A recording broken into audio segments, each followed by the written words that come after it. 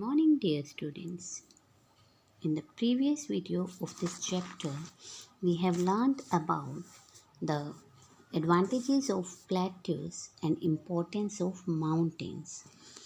Today we will continue with the same chapter, and in this video lecture we will study about plains and river valleys.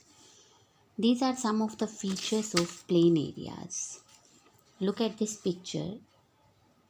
These are plain areas. Plains are generally low-lying areas on the surface of the earth. They are also called lowlands. These plain areas are called lowlands. Most of the plain areas in the world are formed by rivers.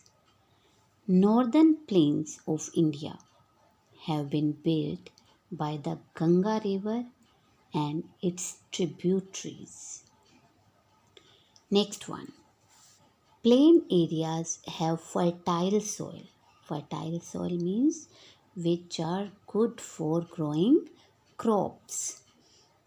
Most plain areas with suitable climatic conditions are thickly populated.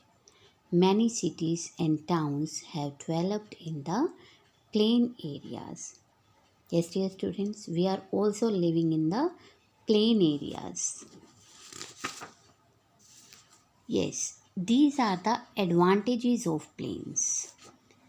The plains in the river valleys have fertile soils and are fit for growing a large variety of crops. Next one. It is easy to build different modes of transport in plains such as roads, railways, airports. These are very difficult to build in mountains or plateaus. Last one. Many industrial plants such as iron and steel, oil refineries, etc. have developed only in plain areas. Yes, dear students, you have to learn these advantages of plains. Next, we will study about the river valleys. Yes, this is the river valley. Many small streams join together to form a river. The river can cut the rocks along the slopes of the mountains and make a valley. A river valley generally has three parts. This is a river valley. It has three parts: upper course, middle course, and the lower course. First of all, we will study about the upper or the young part. This is the upper or the young part.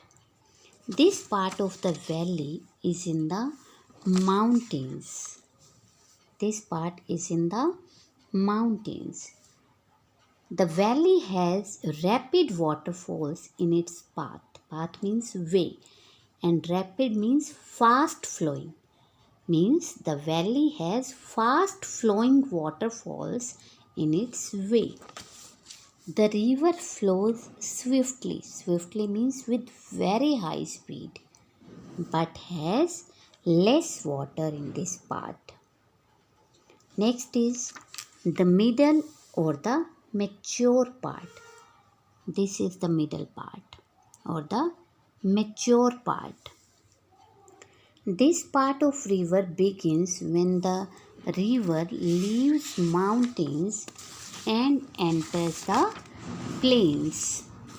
Yes, dear students, this is the middle part, and this part of river begins when the river leaves the mountains and enters the plains. Here the river valley becomes wide and has more water in it. Here the river valley becomes wide in comparison to upper course and has more water in it. Next, the lower or the old part. In this part, the river flows slowly. This is the lower part or the old part. In this part, the river flows slowly and mostly gets divided into many parts called tributaries. Yes, dear students, that's all for today. You have to learn the features of these three parts: the upper part, middle part, and the lower part. And also, you have to learn the advantages of plains. That's all for today. Thank you. Have a nice day.